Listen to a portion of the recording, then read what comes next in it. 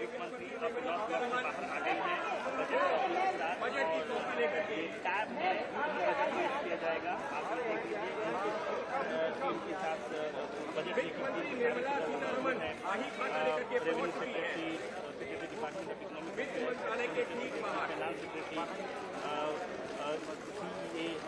CBDT chairman, CBDT, CBI की DFA secretary, MOS finance, तो मौजूद है और एक फोटो से हो रहा है मीडिया हो रही है और उसके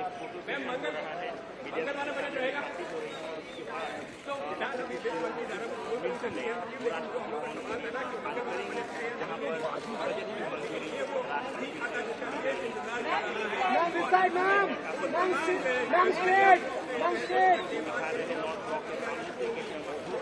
जहाँ पर वित्त मंत्री एमओएस फाइनेंस के साथ तमाम अपनी बजट में टीम के साथ बजट कॉपी जो कि टैब है वो पेश कर रही है, वो दिखा रही है और इस बार का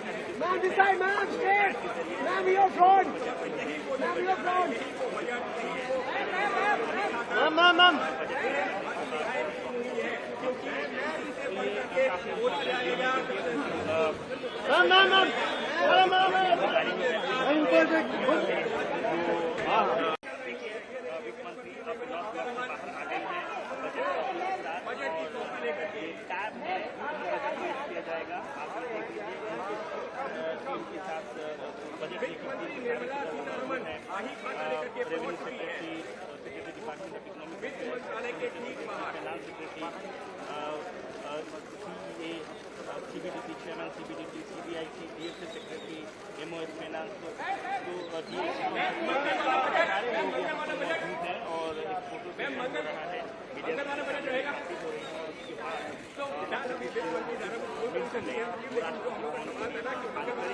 जहाँ पर बजट की मंजूरी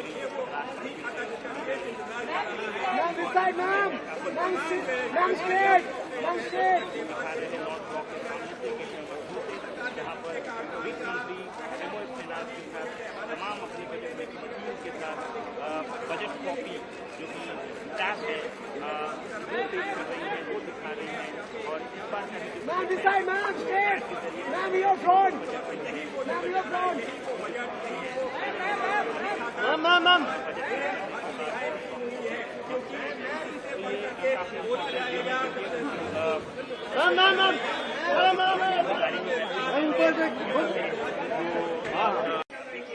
वित्त मंत्री अब लॉक से बाहर आ गई हैं। बजट की कॉपी लेकर के टैब में बजट पेश किया जाएगा। आप लोग देख लीजिए टीम के साथ बजट की revenue secretary, secretary department of economic मंत्रालय के ठीक बाहर finance secretary, CBDT chairman, CBDT, CBI की डीएफए सेक्रेटरी, एमओएस फाइनेंस, तो मौजूद है और एक फोटो से हो रहा है मीडिया हो रही है और उसके बाद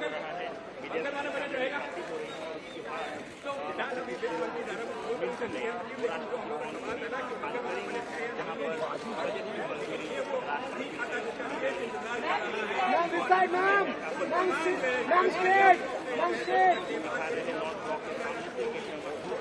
जहाँ पर वित्त मंत्री एमओएस फाइनेंस के साथ तमाम अपनी बजट में टीम के साथ बजट कॉपी जो कि टैब है वो पेश कर रही है, वो दिखा रही है और इस बार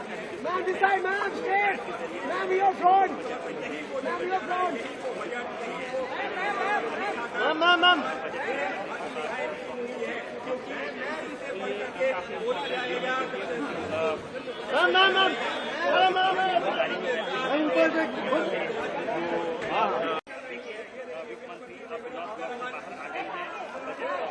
बजट की कॉपी लेकर के टैब में बजट पेश किया जाएगा। आप लोग देख लीजिए टीम के साथ budget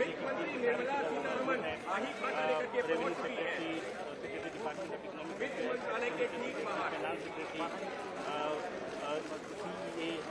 CBDT chairman, CBDT, CBI की डीएफए सेक्रेटरी, एमओएस फाइनेंस, तो मौजूद है और एक फोटो से हो रहा है मीडिया हो रही है और उसके बाद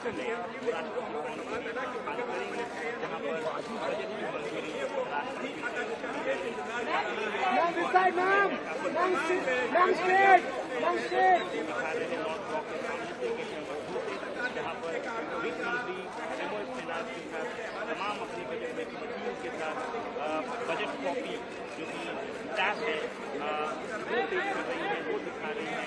और इस बार का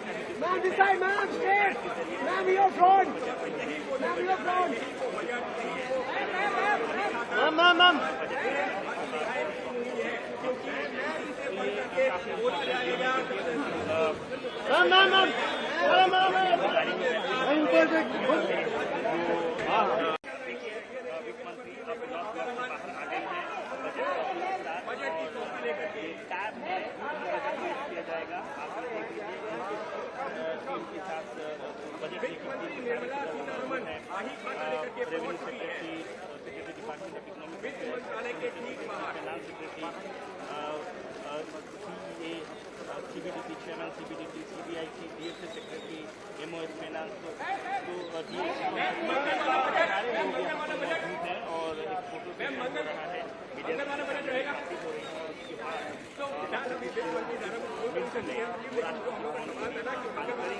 जहाँ पर बजट की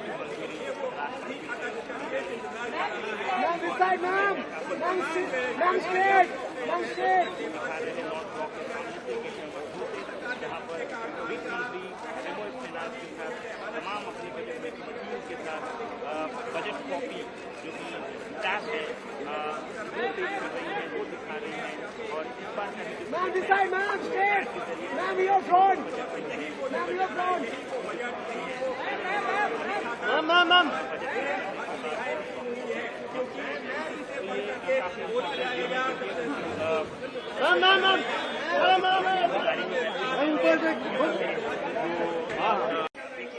वित्त मंत्री अब लॉक से बाहर आ गई है। बजट की कॉपी लेकर के टैब है बजट पेश किया जाएगा। आप देख लीजिए टीम के साथ बजट असेंबली के अध्यक्ष माननीय डॉक्टर तुलिया एक्सन का स्वागत करते हुए अत्यंत प्रसन्नता हो रही है। वे हमारी सम्मानित अतिथि के रूप में भारत की आधिकारिक यात्रा पर आई है। यह हमारे लिए खुशी की बात है कि डॉक्टर एक्सन बजट सत्र को देखने के लिए यहाँ उपस्थित है। माननीय डॉक्टर तुलिया एक्सन शुक्रवार दिनांक 19 जुलाई 2024 को भारत पहुंची। उन्होंने 21 जुलाई 2024 को आगरा का भ्रमण किया और इस समय वह विशेष बॉक्स में आसीन है। हम भारत में उनके सुखद और सफल प्रवास की कामना करते हैं। हम अंतर संसदीय संघ के प्रेसिडेंट के रूप में उनकी भूमिका के लिए सफलता की भी कामना करते हैं। उनके माध्यम से हम तंजानिया गणराज्य की संसद के सदस्यों, तंजानिया की सरकार तथा वहां की मित्र जनता को बधाई और शुभकामनाएं देते हैं। माननीय सदस्यगण, जैसा कि आपको समाचार भाग 2 के माध्यम से पहले ही सूचित किया जा चुका है कि माननीय वित्त मंत्री के बजट भाषण की प्रतियां हार्ड कॉपी के रूप में उपलब्ध कराई जाएगी। अतः बजट प्रस्तुत हो जाने के पश्चात माननीय सदस्य कृपया बजट भाषण की अपनी अपनी प्रति प्रकाशन काउंटर से प्राप्त कर लें। आपको ये भी सूचित किया जाता है कि माननीय मंत्री द्वारा बजट प्रस्तुत किए जाने के पश्चात बजट की प्रतियां आपको मेंबर्स पोर्टल के माध्यम से भी उपलब्ध करा दी जाएगी। माननीय वित्त मंत्री Shrimati Nirmala Sitharaman.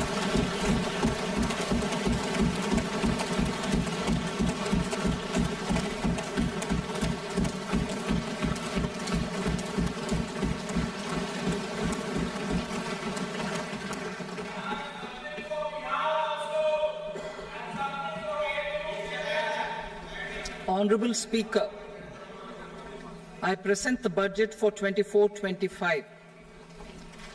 Introduction.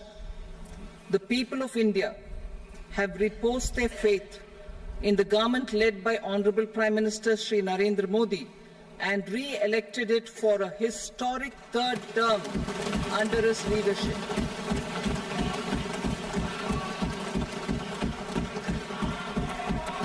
We are grateful for their support, faith, and trust in our policies. We are determined to ensure that all Indians, regardless of religion, caste, gender, and age, make substantial progress in realizing their life goals and aspirations. Global context. The global economy, while performing better than expected, is still in the grip of policy uncertainties. Elevated asset prices, political uncertainties, and shipping disruptions continue to pose significant downside risks for growth and upside risks to inflation. In this context, India's economic growth continues to be the shining exception and will remain so in the years ahead.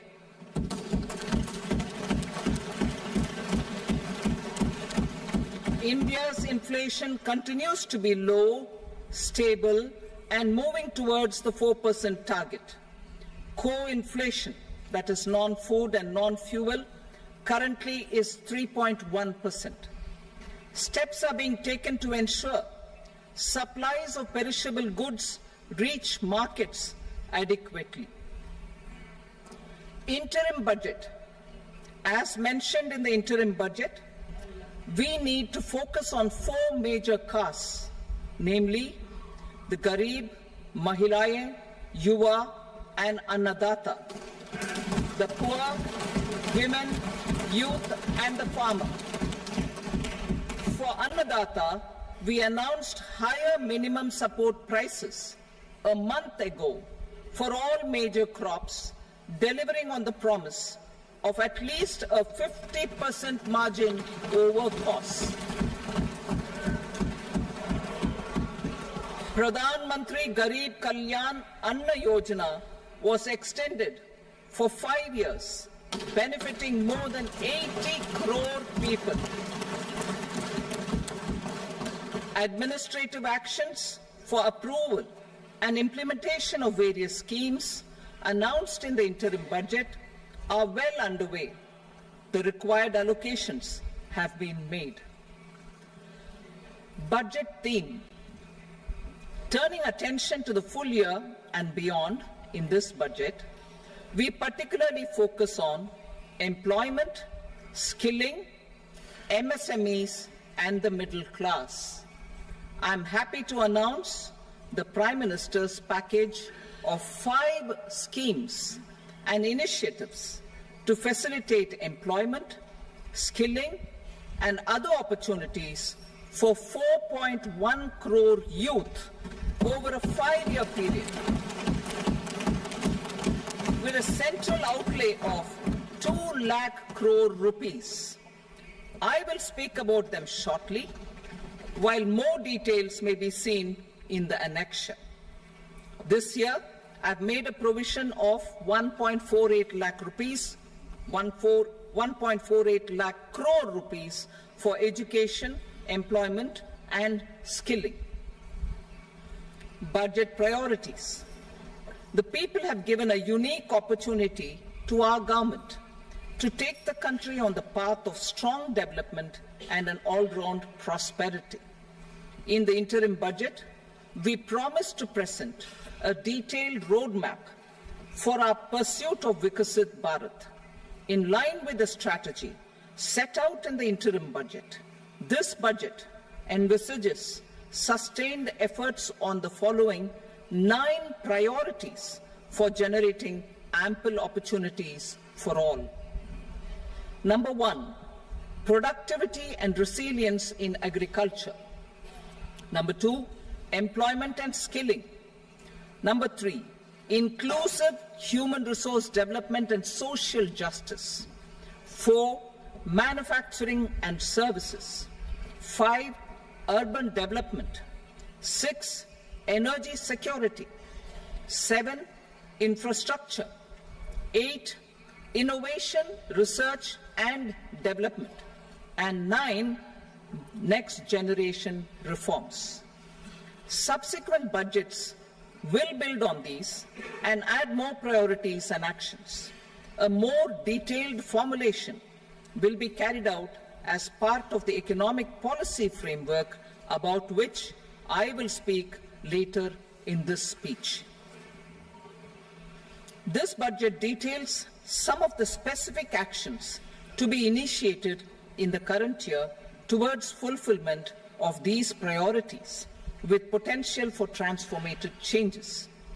The budget also covers some of the previously made announcements with intent to strengthen them and step up their implementation for expediting our journey towards the goal of Viksit Bharat. Priority 1, productivity and resilience in agriculture. Transforming agricultural research. Our government will undertake a comprehensive review of the agricultural research setup to bring the focus on raising productivity and developing climate-resilient varieties. Funding will be provided in challenge mode, including to the private sector. Domain experts, both from the government and outside, will oversee the conduct of such research. Release of new varieties. New 109 high-yielding and climate-resilient varieties of 32 field and horticultural crops will be released for cultivation by farmers. Natural farming. In the next 2 years, 1 crore farmers across the country will be initiated into natural farming, supported by certification and branding. Implementation will be through scientific institutions and willing gram panchayats. 10,000 need-based bio-input resource centers will be established. Missions for pulses and oilseeds. For achieving self-sufficiency in pulses and oilseeds, we will strengthen their production, storage, and marketing. As announced in the interim budget, a strategy is being put in place to achieve Atmanirbharta for oilseeds such as mustard, groundnut, sesame, soybean, and sunflower. Vegetable production and supply chains. Large-scale clusters for vegetable production will be developed closer to major consumption centers. We will promote farmer-producer organizations, cooperatives, and startups for vegetable supply chains, including for collection and storage and marketing. Digital public infrastructure for agriculture. Buoyed by the success of the pilot project, our government, in partnership with the states, will facilitate the implementation of the digital public infrastructure in agriculture for coverage of farmers and their lands in 3 years. During this year, digital crop survey for Kharif using the DPI will be taken up in 400 districts. The details of 6 crore farmers and their lands will be brought into the farmer and land registries. Further, the issuance of Jan Samarth-based Kisan credit cards will be enabled in 5 states. Shrimp production and export. Financial support for setting up a network of nucleus breeding centers for shrimp brood stocks will be provided. Financing for shrimp farming, processing, and export will be facilitated through NABARD. National cooperation policy. Our government will bring out a national cooperation policy for systematic, orderly, and all-round development of the cooperative sector, fast-tracking growth of rural economy and generation of employment opportunities on a large scale will be the policy goal. This year, I have made a provision of 1.52 lakh crore rupees for agriculture and allied sectors.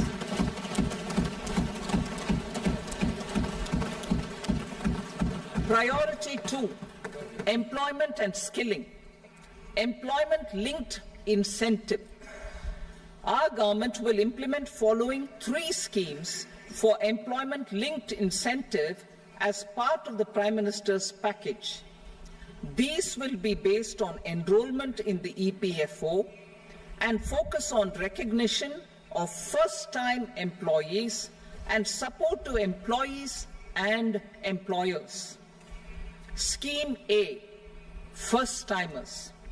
This scheme will provide 1 month wage to all persons newly entering the workforce in all formal sectors.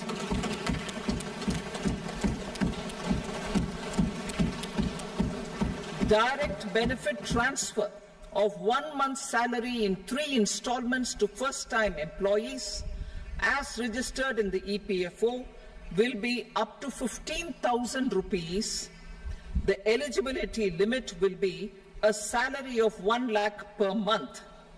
The scheme is expected to benefit 210 lakh youths.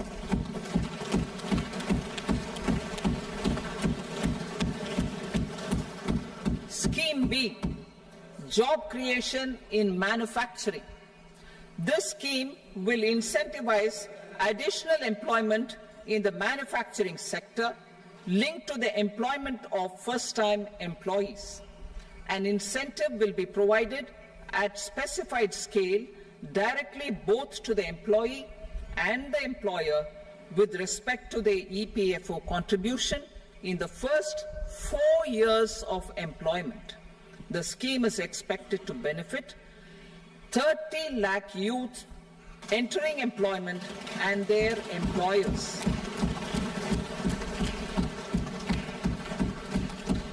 Scheme C, support to employers.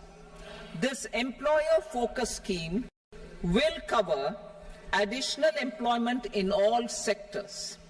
All additional employment within a salary of 1 lakh rupee per month will be counted. The government will reimburse to employers up to 3,000 rupees per month for 2 years towards the EPFO contribution for each additional employee.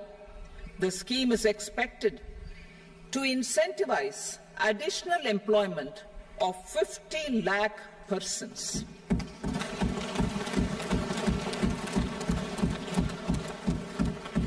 Participation of women in the workforce.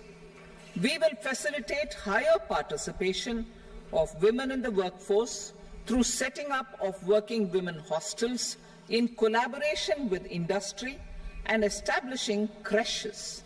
In addition, the partnership will seek to organize women-specific skilling programs and promotion of market access for women SHG enterprises. Skilling program. I'm happy to announce a new centrally sponsored scheme as the 4th scheme under the Prime Minister's package for skilling in collaboration with state governments and industry. 20 lakh youth will be skilled over a 5-year period.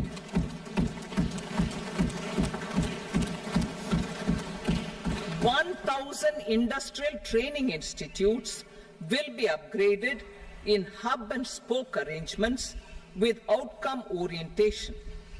Course content and design will be aligned to the skill needs of industry, and new courses will be introduced for emerging needs. Skilling loans. The model skill loan scheme will be revised to facilitate loans up to 7.5 lakh rupees with a guarantee from a government-promoted fund. This measure is expected to help 25,000 students every year.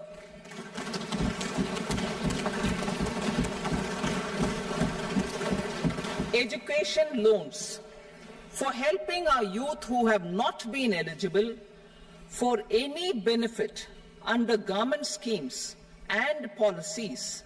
I am happy to announce a financial support for loans up to 10 lakh rupees for higher education in domestic institutions.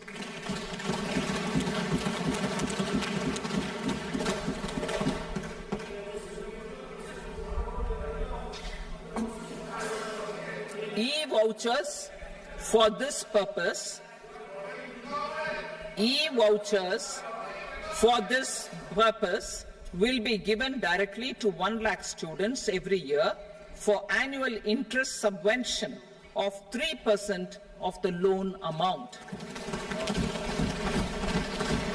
Priority 3, inclusive human resource development and social justice. Saturation approach. Our government is committed to all-round, all-pervasive and all-inclusive development of people, particularly farmers, youth, women, and the poor. For achieving social justice comprehensively, the saturation approach of covering all eligible people through various programs, including those for education and health, will be adopted to empower them by improving their capabilities. Implementation of schemes meant for supporting economic activities by craftsmen, artisans, self-help groups, scheduled caste, scheduled tribe, and women entrepreneurs and street vendors such as the PM Vishwakarma, PM Swanidhi, National Livelihood Missions, and Stand Up India will be stepped up. Purvodaya. The states in the eastern part of the country are rich in endowments and have strong cultural traditions. We will formulate a plan, Purvodaya, for the all-round development of the eastern region of the country, covering Bihar, Jharkhand, West Bengal, Odisha, and Andhra Pradesh. This will cover human resource development, infrastructure, and generation of economic opportunities to make the region an engine to attain Vikasit Bharat. On the Amritsar-Kolkata Industrial Corridor, we will support development of an industrial node at Gaya. This corridor will catalyze industrial development of the eastern region. The industrial node at Gaya will also be a good model for developing our ancient centers of cultural importance into future centers of modern economy. This model shall showcase Vikas B, Virasat B in our growth trajectory. We will also support development of road connectivity projects, namely 1. Patna-Purnia Expressway, 2. Buxar-Bhagalpur Expressway, 3. Bodh Gaya, Rajgir, Vaishali and Darbhanga spurs, and 4. Additional 2-lane bridge over River Ganga at Buxar at a total cost of 26,000 crore rupees.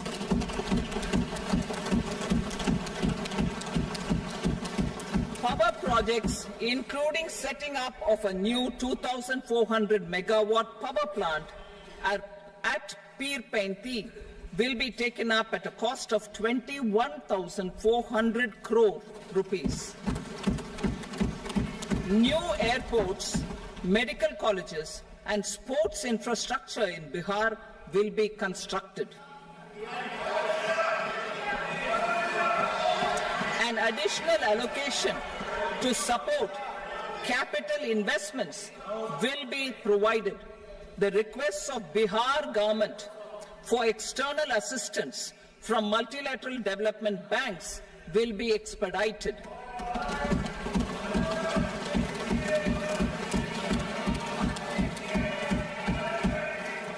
Andhra Pradesh Reorganization Act. Our government has made concerted efforts to fulfill the commitments in Andhra Pradesh Reorganization Act.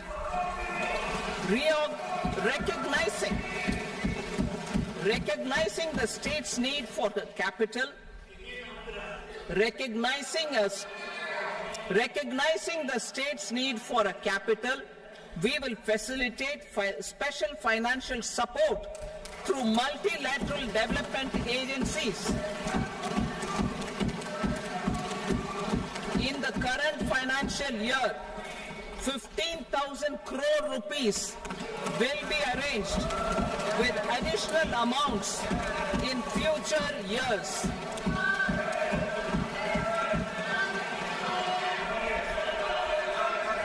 Our government is fully committed to financing and early completion of the Polavaram irrigation project, which is the lifeline for Andhra Pradesh and its farmers. This will facilitate our country's food security as well. Under the Act, Andhra Pradesh Reorganization Act, for promoting industrial development, funds will be provided for essential infrastructure such as water, power, railways, and roads. In Kopparthi node on the Visakhapatnam-Chennai Industrial Corridor and Varavakal node on the Hyderabad-Bangalore Industrial Corridor.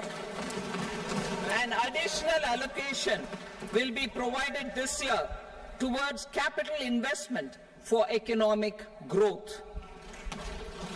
Grants for backward regions of Rayalaseema, Prakasham, North Coastal Andhra, as stated in the Act, will be provided. PM Awas Yojana. 3 crore additional houses under the PM Awas Yojana in rural and urban areas in the country have been announced, for which the necessary allocations are being made. Women-led development. For promoting women-led development, the budget carries an allocation of more than 3 lakh crore for schemes benefiting women and girls. This signals our government's commitment for enhancing women's role in economic development. Pradhan Mantri Janjatiya Unnat Gram Abhiyan. For improving the socio-economic condition of tribal communities, we will launch the Pradhan Mantri Janjatiya Unnat Gram Abhiyan by adopting saturation coverage for tribal families in tribal majority villages and aspirational districts.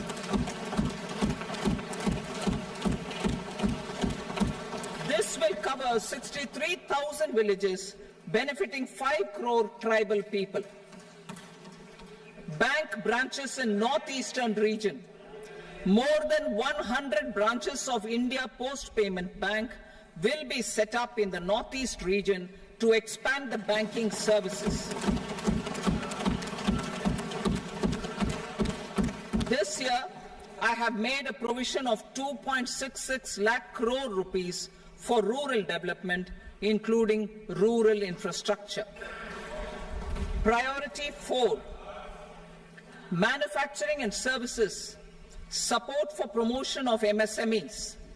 This budget provides special attention to MSMEs and manufacturing, particularly labor-intensive manufacturing. We have formulated a package covering financing, regulatory changes, and technology support for MSMEs to help them grow and also compete globally, as mentioned in the interim budget. I am happy to announce the following specific measures. Credit guarantee scheme for MSMEs in the manufacturing sector. For facilitating term loans to MSMEs for purchase of machinery and equipment without collateral or third-party guarantee, a credit guarantee scheme will be introduced. The scheme will operate on pooling of credit risks of such MSMEs. A separately constituted self-financing guarantee fund will provide to each applicant guarantee cover up to 100 crore rupees, while the loan amount may be larger. The borrower will have to provide an upfront guarantee fee and an annual guarantee fee on the reducing loan balance. New assessment model for MSME credit. Public sector banks will build their own in-house capability to assess MSMEs for credit instead of relying on external assessment. They will also take a lead in developing or getting developed a new credit assessment model based on the scoring of digital footprints of the MSMEs in the economy. This is expected to be a significant improvement over the traditional assessment of credit eligibility based only on asset or turnover criteria. That will also cover MSMEs without a formal accounting system. Credit support to MSMEs during stress period. I'm happy to announce a new mechanism for facilitating continuation of bank credit to MSMEs during their stress period while being in special mention account, SMA stage, for reasons beyond their control. MSMEs need credit to continue their business and to avoid getting into the NPA stage. Credit availability will be supported through a guarantee from a government-promoted fund. Mudra loans. The limit of Mudra loans will be enhanced to 20 lakh from the current 10 lakh for those entrepreneurs who have availed and successfully repaid previous loans under the Tarun category.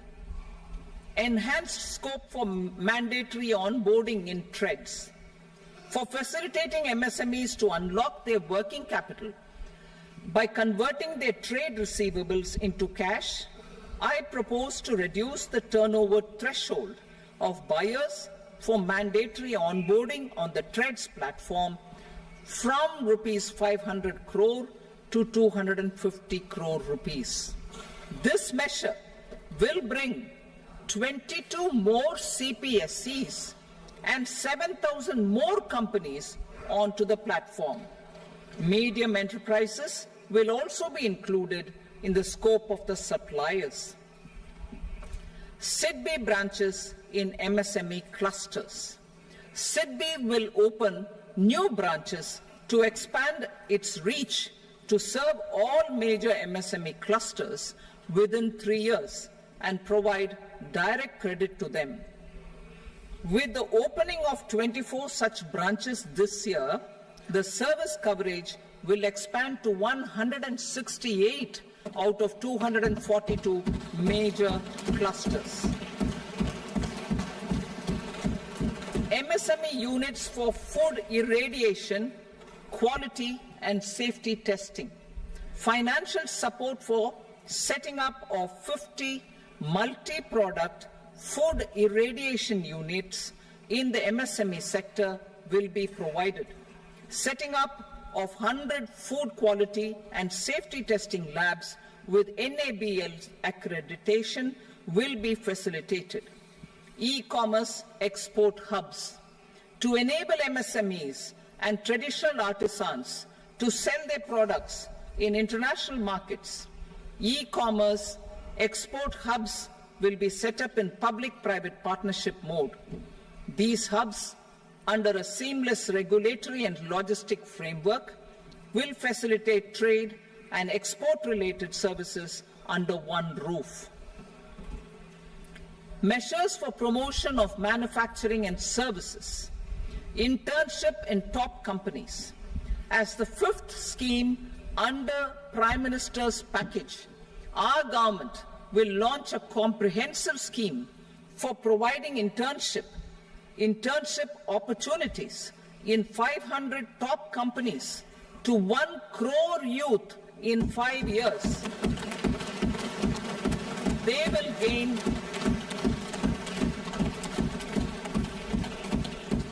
will gain exposure for 12 months to real-life business environment, varied professions, and employment opportunities.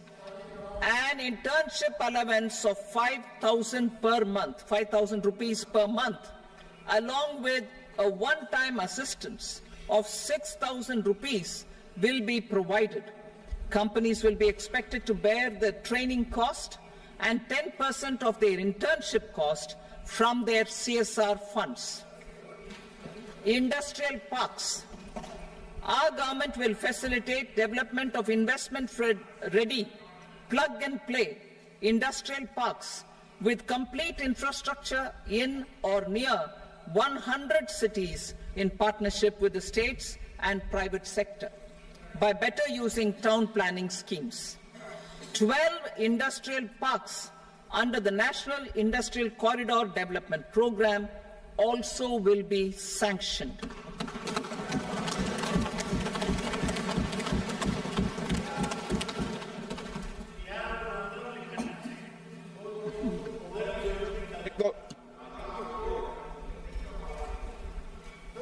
Vedi Vaibhav, no, please, Patty.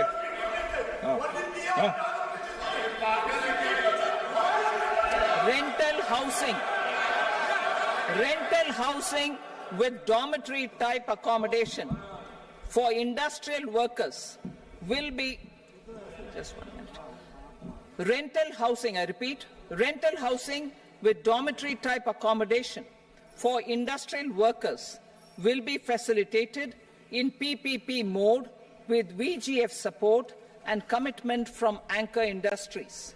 Shipping industry, ownership, leasing and flagging reforms will be implemented to improve the share of Indian shipping industry and generate more employment. Critical mineral mission. We will set up a critical mineral mission for domestic production, recycling of critical minerals and overseas acquisition of critical mineral assets. Its mandate will include technology development, skilled workforce, extended producer responsibility framework, and a suitable financing mechanism. Offshore mining of minerals. Our government will launch the auction of the first tranche of offshore blocks for mining, building on the exploration already carried out. Digital public infrastructure applications.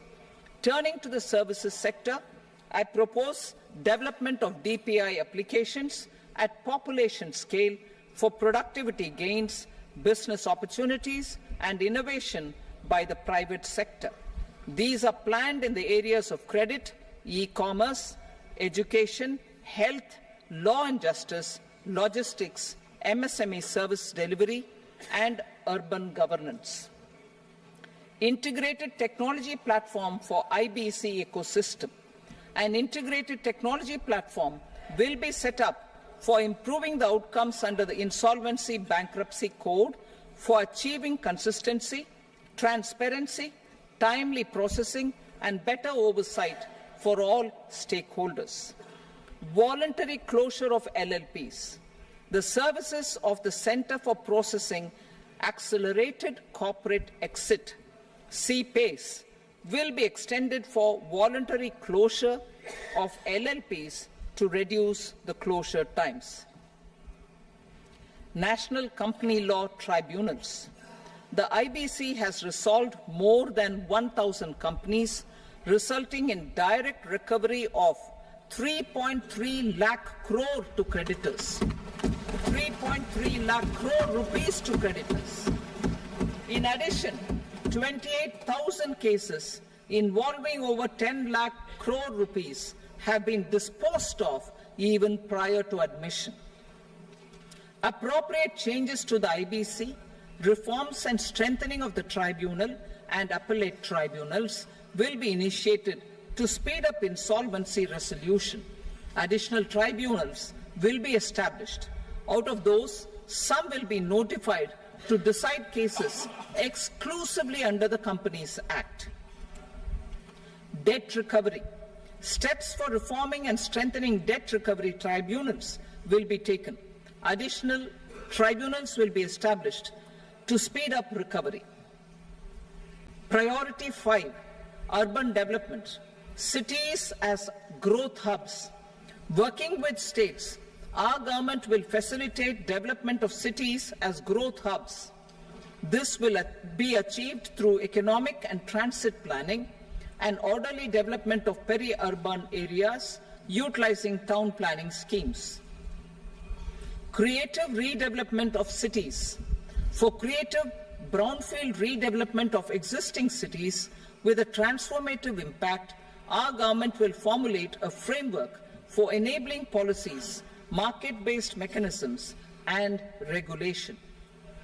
Transit-oriented development. Transit-oriented development plans for 14 large cities with a population above 30 lakh will be formulated, along with an implementation and financing strategy. Urban housing. Under the PM Awas Yojana, Urban 2.0, housing needs of 1 crore urban poor and middle-class families will be addressed with an investment of 10 lakh crore rupees. This will include the central assistance of 2.2 lakh crore rupees in the next 5 years. A provision of interest subsidy to facilitate loans at affordable rates is also envisaged. In addition, enabling policies and regulations for efficient and transparent rental housing markets with enhanced availability will also be put in place. Water supply and sanitation. In partnership with state governments and multilateral development banks, we will promote water supply, sewage treatments, and solid waste management projects and services for 100 large cities through bankable projects. These projects will also envisage use of treated water for irrigation and filling up of tanks in nearby areas. Street markets.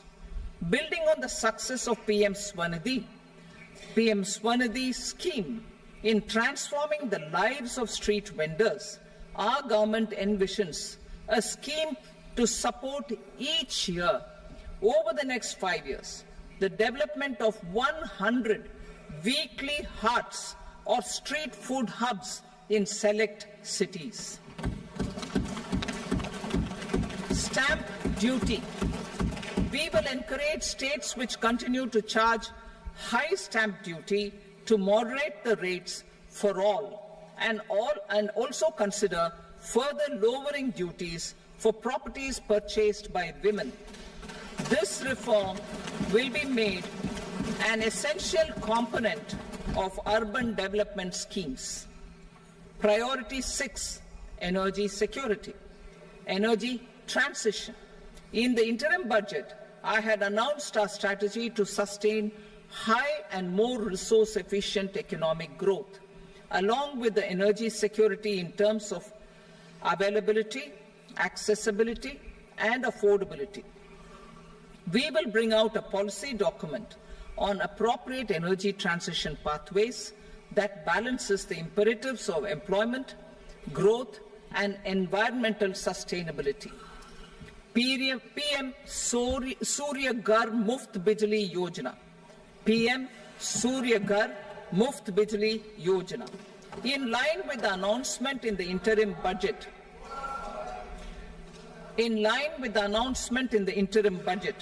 PM Surya Ghar Muft Bijli Yojana has been launched to install rooftop solar plants to enable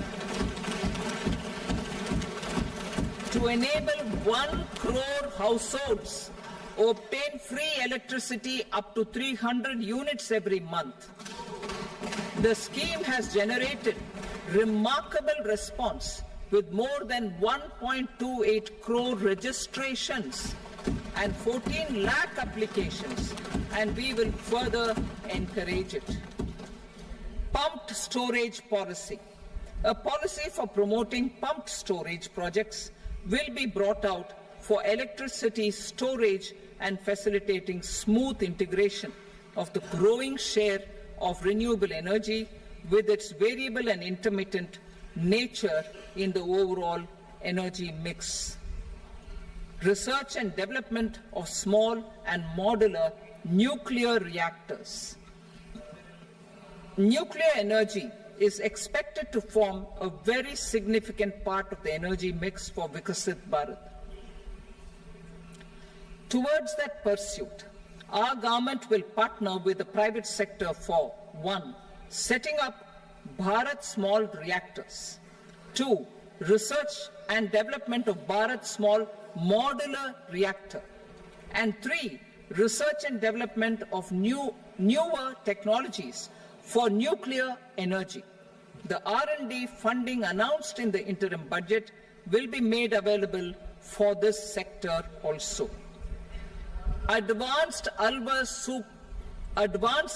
supercritical thermal power plants. The development of indigenous technology for advanced ultra supercritical thermal power plants with much higher efficiency has been completed.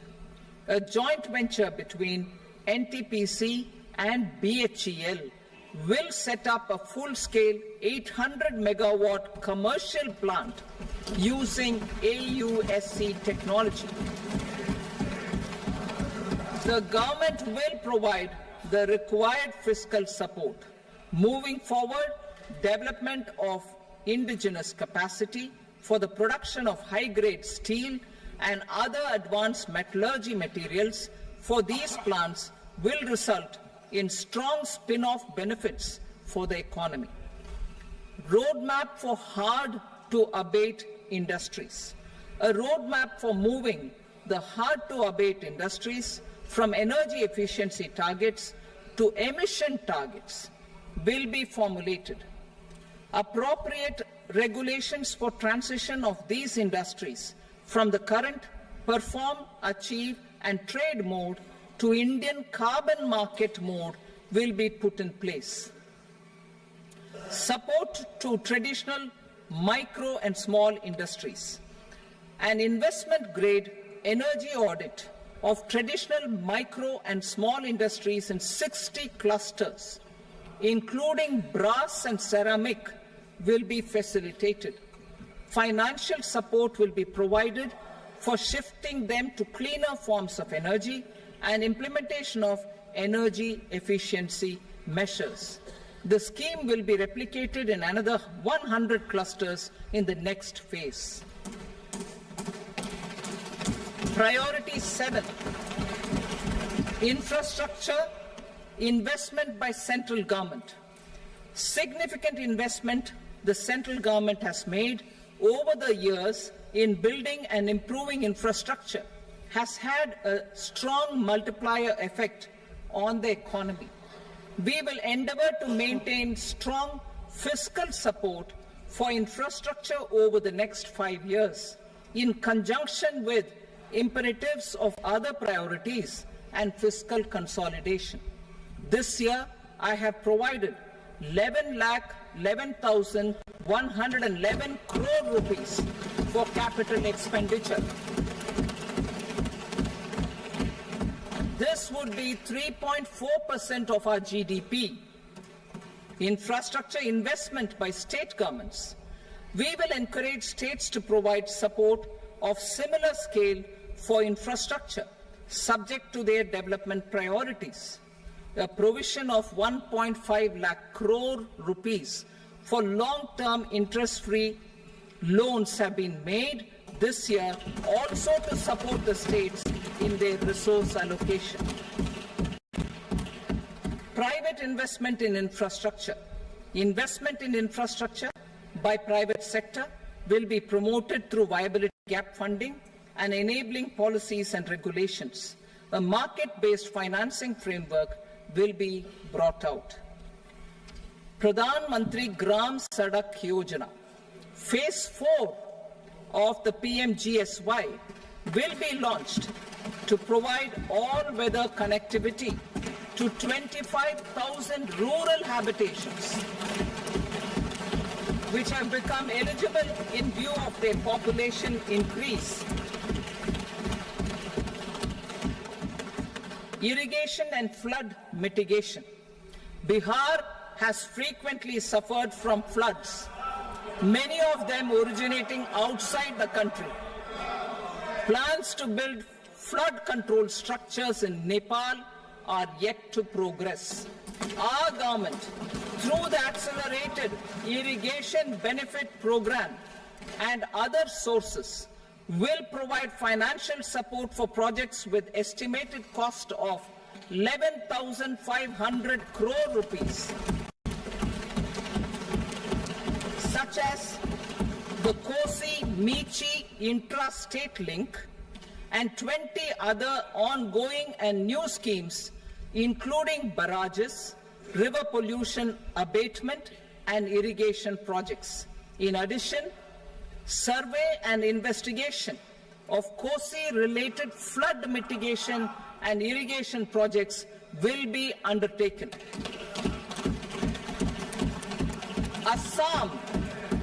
Assam grapples with floods every year by the Brahmaputra River and its tributaries originating outside India. We will provide assistance to Assam for flood management and related projects.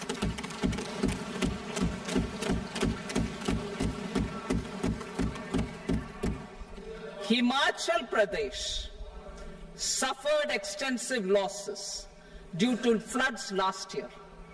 Our government will provide assistance to the state for reconstruction and rehabilitation through multilateral development assistance.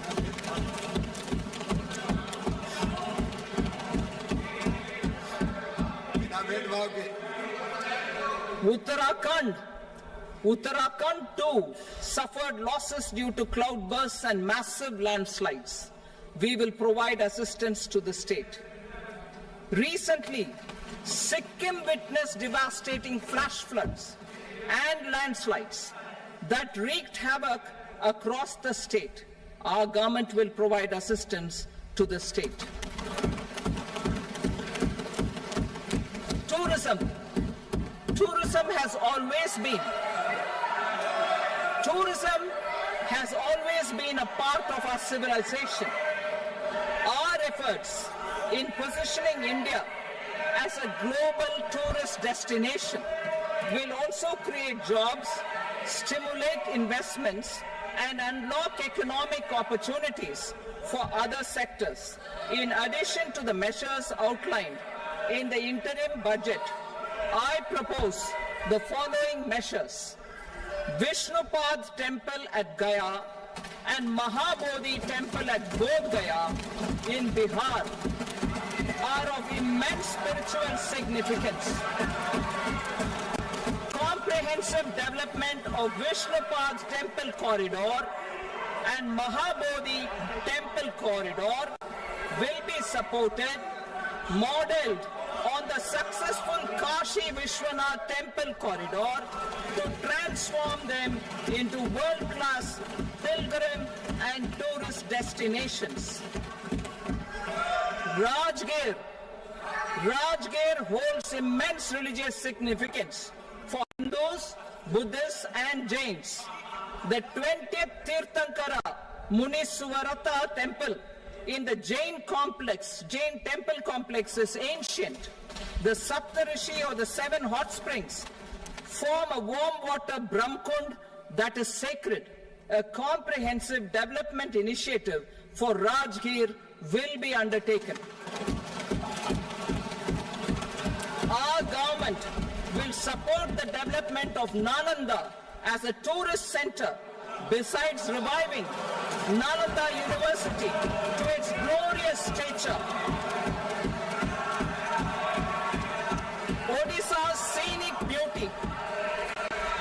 Odisha's scenic beauty, temples, monuments, craftsmanship, wildlife sanctuaries, natural landscapes, and pristine beaches make it an ultimate tourism destination.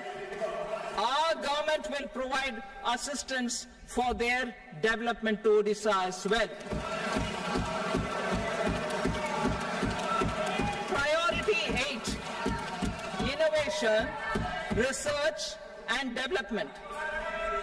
We will operationalize the Anusandhan National Research Fund for basic research and prototype development. Further, we will set up a mechanism for spurring private sector-driven research and innovation at commercial scale with a financing pool of 1 lakh crore rupees in line with the announcement in the interim budget. Space economy. With our continued emphasis on expanding the space economy by 5 times in the next 10 years, a venture capital fund of 1,000 crore rupees will be set up. Priority 9, next generation reforms. Economic policy framework. We will formulate an economic policy framework to delineate the overarching approach to economic development and set the scope of the next generation of reforms for facilitating employment opportunities and sustaining high growth. Our government will initiate and incentivize reforms for 1. Improving productivity of factors of production, and 2. Facilitating markets and sectors to become more efficient. These reforms will cover all factors of production, namely land, labor, capital, and entrepreneurship, and technology as an enabler of improving total factor productivity and bridging inequality. Effective implementation of several of these reforms requires collaboration between the centre and the states and building consensus as development of the country lies in development of the states. For promoting competitive federalism and incentivizing states for faster implementation of reforms, I propose to earmark a significant part of the 50-year interest-free loan. Working with the states, we will initiate the following reforms.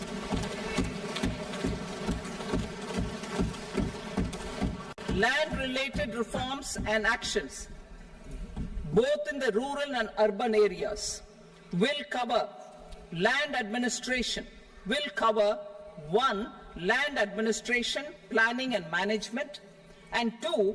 Urban planning usage and building bylaws. These will be incentivized for completion within the next 3 years through appropriate fiscal support. Rural land-related actions. Rural land-related actions will include 1. Assignment of unique land parcel identification number, UL PIN, or Bhu Aadhaar for all lands. 2. Digitization of cadastral maps. 3. Subdivisions, survey of map subdivisions as per current ownership. 4. Establishment of land registry. And 5. Linking to the farmers registry. These actions will also facilitate credit flow and other agricultural services. Urban land-related actions.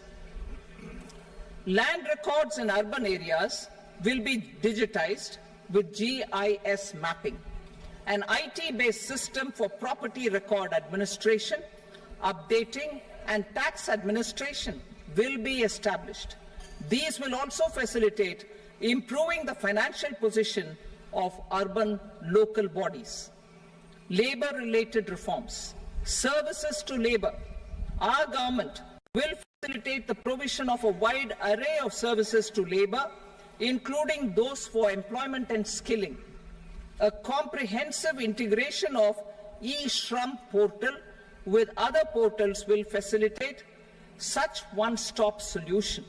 Open architecture databases for the rapidly changing labor market, skill requirements, and available job roles, and a mechanism to connect job aspirants with potential employers and skill providers will be covered in these services. Shram Suvidha and Samadhan Portal. Shram Suvidha and Samadhan Portal will be revamped to enhance ease of compliance for industry and trade. Capital and entrepreneurship related reforms, financial sector vision and strategy. For meeting financing needs of the economy, our government will bring out a financial sector vision and strategy document to prepare the sector in terms of size, capacity, and skills.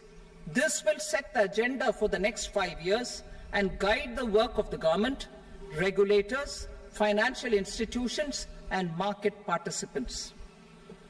Taxonomy for climate finance. We will develop taxonomy for climate finance for enhancing the availability of capital for climate adaptation and mitigation.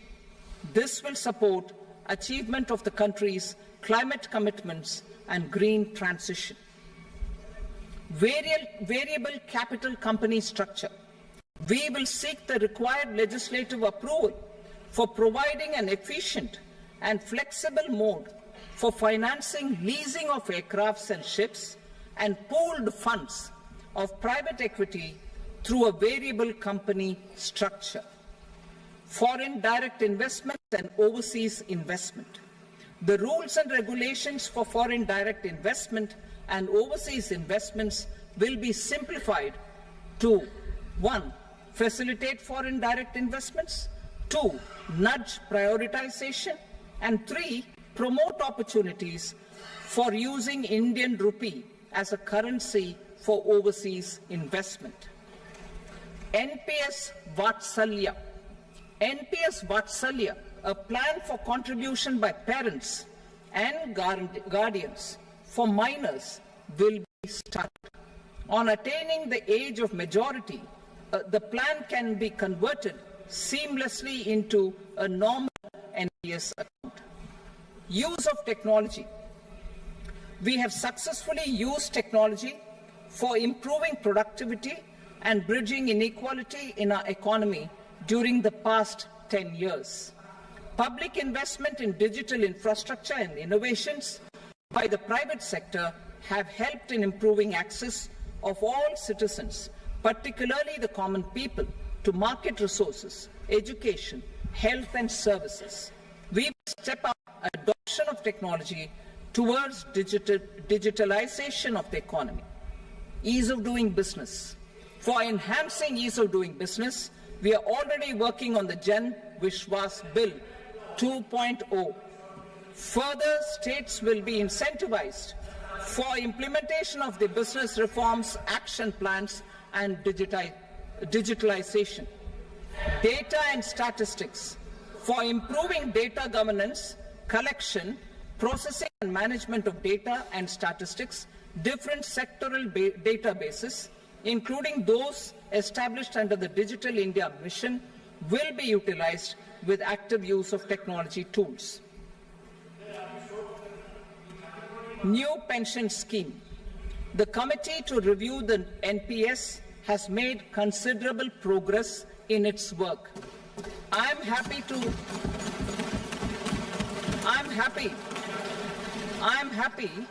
that the staff side of the National Council of the Joint Consultative Machinery for Central Government Employees has taken a constructive approach. A solution will be evolved which addresses the relevant issues while maintaining fiscal prudence to protect the common citizens. Budget estimates for 24-25. For the year 24-25, total receipts other than borrowings and the total expenditure are estimated at 32.07 lakh crore rupees and 48.21 lakh crore rupees respectively.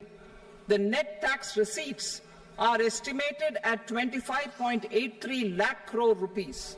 The fiscal deficit is estimated at 4.9% of the GDP. The gross and the net market borrowings through dated securities during 24-25 are estimated at 14.01 lakh crore rupees and 11.63 lakh crore rupees respectively. Both will be less than that in 23-24.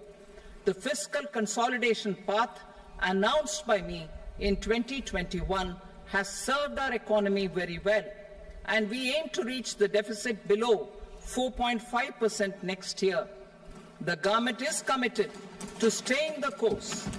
From 2026-27 onwards, our endeavour will be to keep the fiscal deficit each year such that the central government's debt will be on a declining path as percentage of GDP. I will now move to Part B.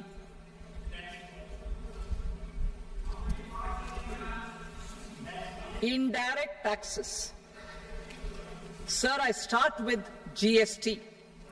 It has decreased tax incidence on the common man, reduced compliance burden and logistics cost for trade and industry, and enhanced revenues of the central and the state governments. It is a success of vast proportions. To multiply the benefits of GST, we will strive to further simplify and rationalize the tax structure and endeavour to expand it to the remaining sectors. My proposals for customs duties intend to support domestic manufacturing, deepen local value addition, promote export competitiveness, and simplify taxation while keeping the interest of the general public and consumers surmount. In Budget 22-23, we reduced the number of customs duty rates.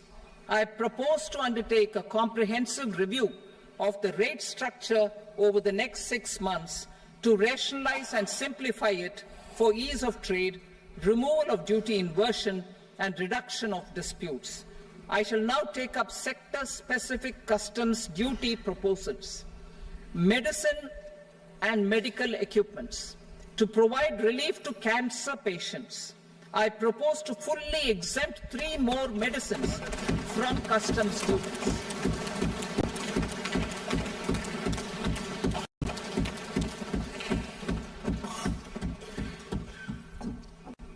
I also propose changes in the BCD on X-ray tubes and flat panel detectors for use in medical X-ray machines under the phased manufacturing program so as to synchronize them with the domestic capacity addition. Mobile phone and related parts.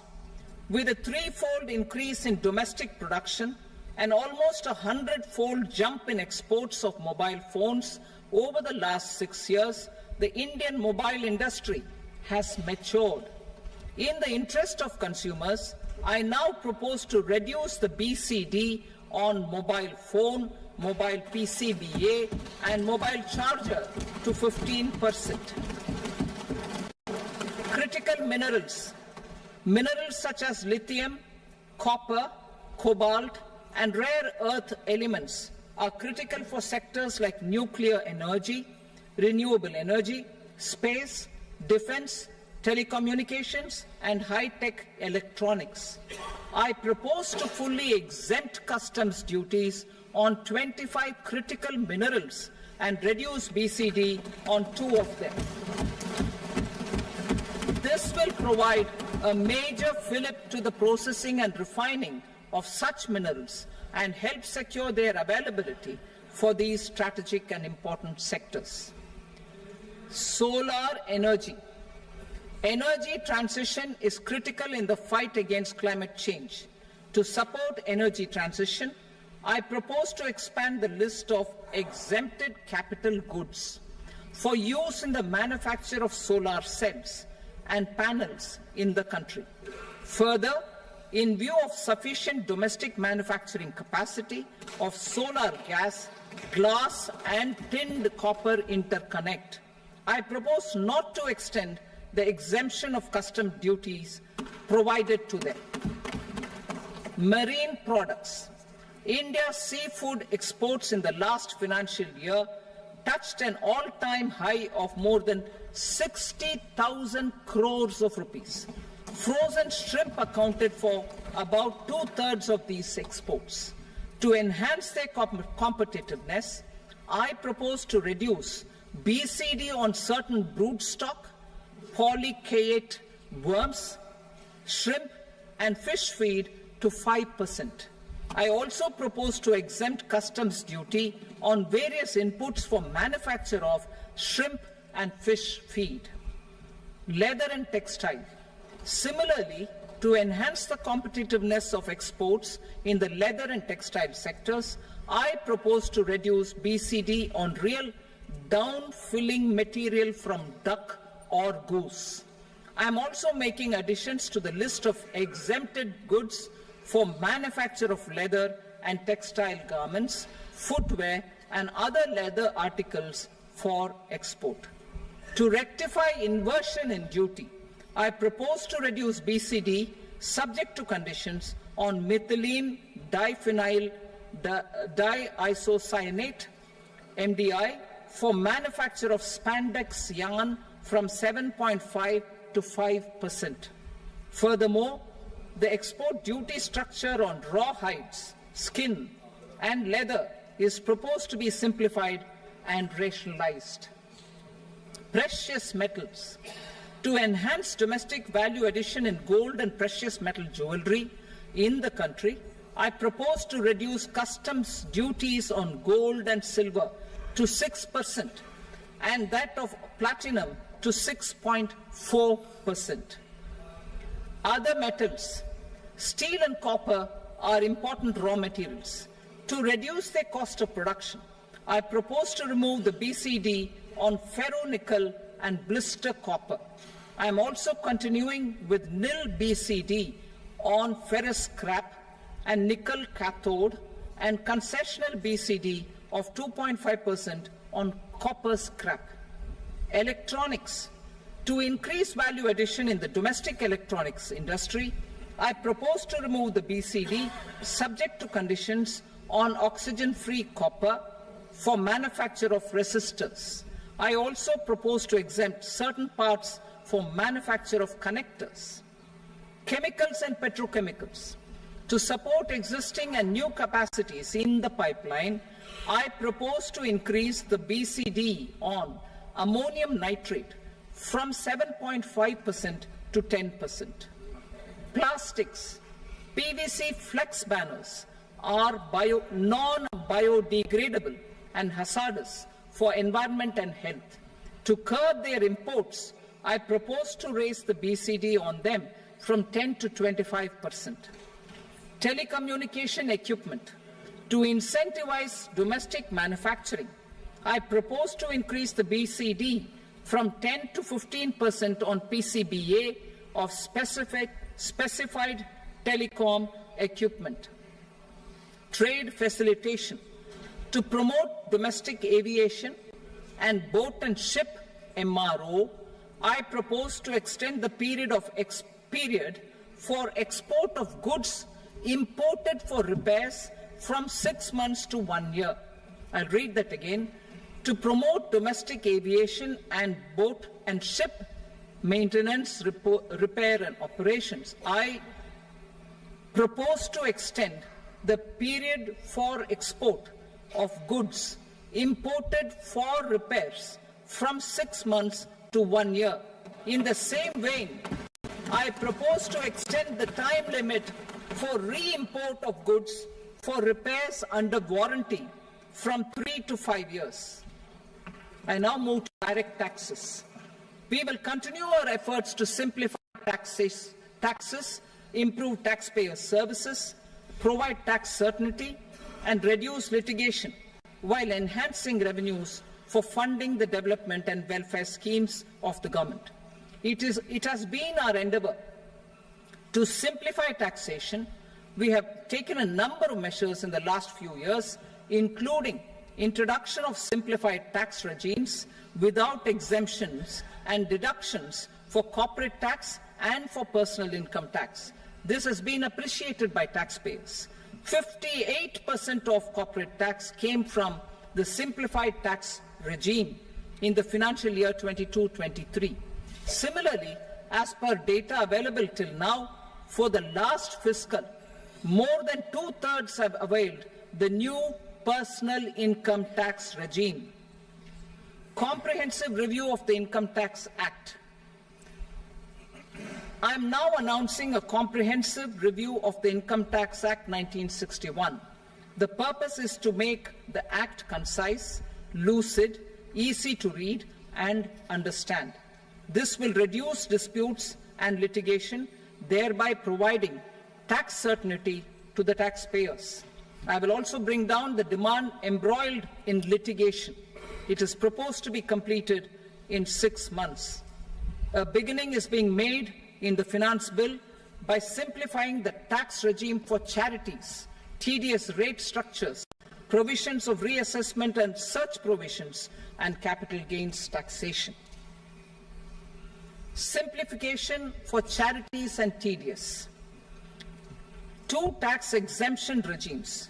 The two tax exemption regimes for charities are proposed to be merged into one. The 5% TDS rate on many payments is being merged into the 2% TDS rate, and the 20% TDS rate on repurchase of units by mutual funds or UTI is being withdrawn. TDS rate on e-commerce operators is proposed to be reduced from 1 to 0.1%. Moreover, credit of TCS is proposed to be given in the TDS to be deducted on salary.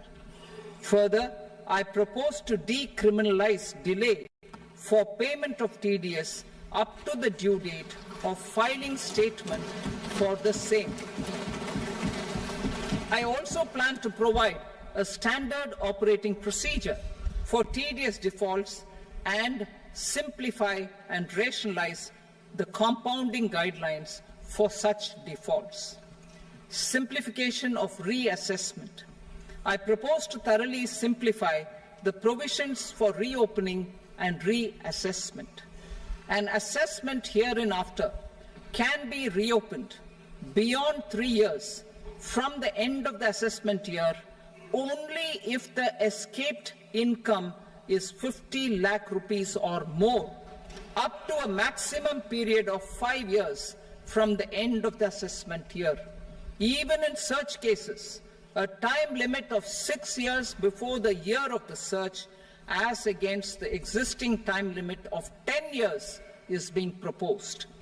This will reduce tax uncertainty and disputes. Simplification and rationalization of capital gains. Capital gains taxation is also proposed to be hugely simplified. Short-term gains on certain financial assets shall henceforth attract a tax rate of 20%, while that on all other financial assets and all non-financial assets shall continue to attract the applicable tax rate. Long-term gains on all financial and non-financial assets, on the other hand, will attract a tax rate of 12.5%. For the benefit of the lower and the middle income classes, I propose to increase the limit of exemption of capital gains on certain financial assets to 1.25 lakh rupees per year. Listed financial assets held for more than a year will be classified as long-term, while unlisted financial assets and all non-financial assets will have to be held for at least 2 years to be classified as long-term. Unlisted bonds and debentures, debt mutual funds, and market-linked debentures, irrespective of holding period, however, will attract tax on capital gains at applicable rates. Taxpayer services.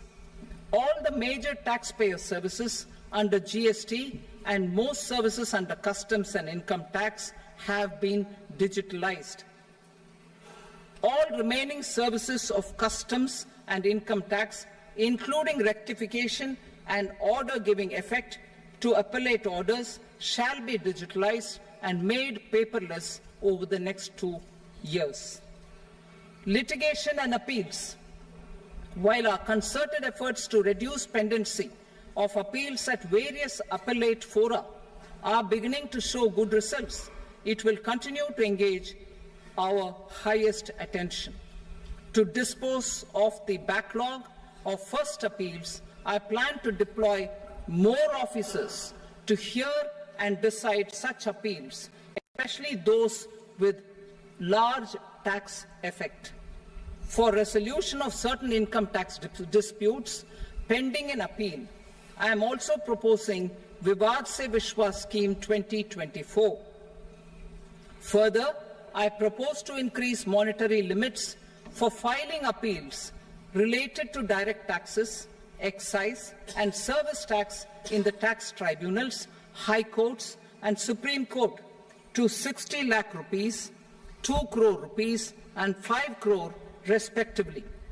With a view to reduce litigation and provide certainty in international taxation, we will expand the scope of safe harbor rules and make them more attractive.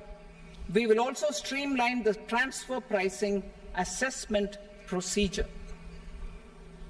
Employment and investment.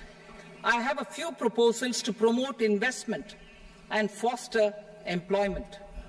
First of all, to bolster the Indian startup ecosystem, boost the entrepreneurial spirit, and to support innovation, I propose to abolish the so-called angel tax for all classes of investors. Second, there is tremendous potential for cruise tourism in India. To give a fillip to this employment-generating industry, I am proposing a simpler tax regime for foreign shipping companies operating domestic cruises in the country. Third, India is a world leader in the diamond cutting and polishing industry, which employs a large number of skilled workers. To further promote the development of this sector, we would provide for safe harbor rates for foreign mining companies selling raw diamonds in the country. Fourth, to attract foreign capital for our development needs, I propose to reduce the corporate tax rate on foreign companies from 40 to 35%. Deepening the tax base. I have a couple of proposals for deepening the tax base. First, security transaction tax on futures and options of securities is proposed to be increased to 0.02% and 0.1% respectively. Second, for reasons of equity, I propose to tax income received on buyback of shares in the hands of recipients. Other proposals. To improve social security benefits, deduction of expenditure by employers towards NPS is proposed to be increased from 10 to 14% of the employee's salary.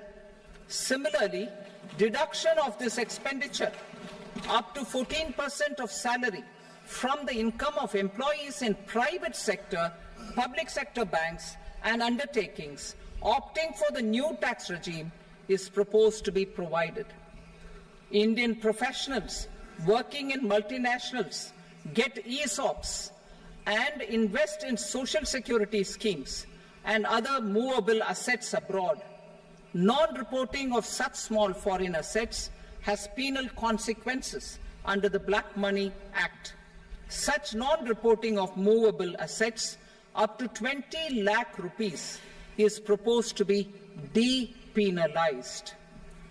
Other major proposals in the finance bill relate to withdrawal of equalization levy of 2%, expansion of tax benefits to certain funds and entities in IFSCs, and immunity from penalty and prosecution to Benamidar on full and true disclosure so as to improve conviction under the Benami Transaction Prohibition Act 1988.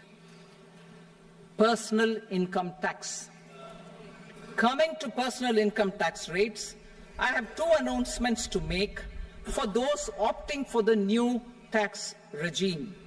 First, the standard deduction for salaried employees is proposed to be increased from 50,000 to 75,000 rupees.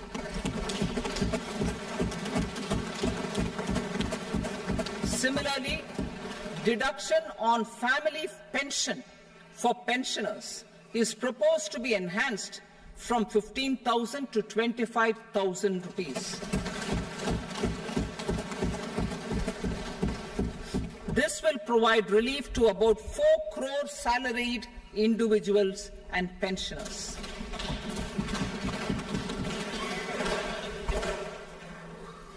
Second, in the new tax regime, the tax rate structure is proposed to be revised as follows.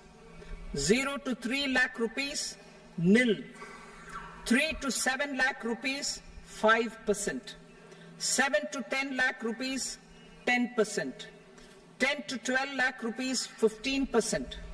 12 to 15 lakh rupees, 20%. And above 15 lakh rupees, 30%. As a result of these changes, a salaried employee in the new tax regime stands to save up to 17,500 rupees in income tax.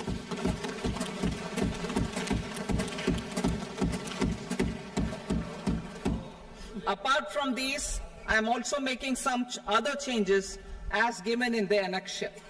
As a result of these proposals, revenue of about 37,000 crore, that is 29,000 crore in direct taxes and 8,000 crore in indirect taxes will be foregone, while revenue of about 30,000 crore rupees will be additionally mobilized. Thus, the total revenue foregone is about 7,000 crores annually. Mr. Speaker, sir, with this, I commend the budget to this august House. Jai Hind.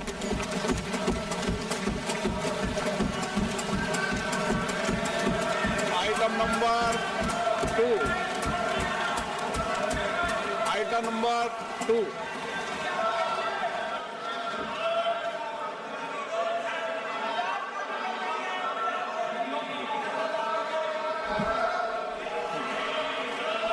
Sir, with your permission, I rise to lay on the table the following statements under Section 3 of the Fiscal Responsibility and Budget Management, FRBM Act 2003, Medium-Term Fiscal Policy cum Fiscal Policy Strategy Statement and Macroeconomic Framework Statement. Item number 3. Sir, with your permission, I rise to move for leave to introduce the Finance Number 2 Bill 2024. प्रश्न ये कि विधेयक को पुनर्स्थापित करने की अनुमति प्रदान की जाए। जो सदस्य इसके पक्ष में हाँ कहें, जो सदस्य विरोध में ना कहें, मेरे विचार में निर्णय हाँ वालों के पक्ष में अनुमति प्रदान की जाती है। माननीय मंत्री जी, अब विधेयक पुनर्स्थापित करें। Sir, I introduce the bill.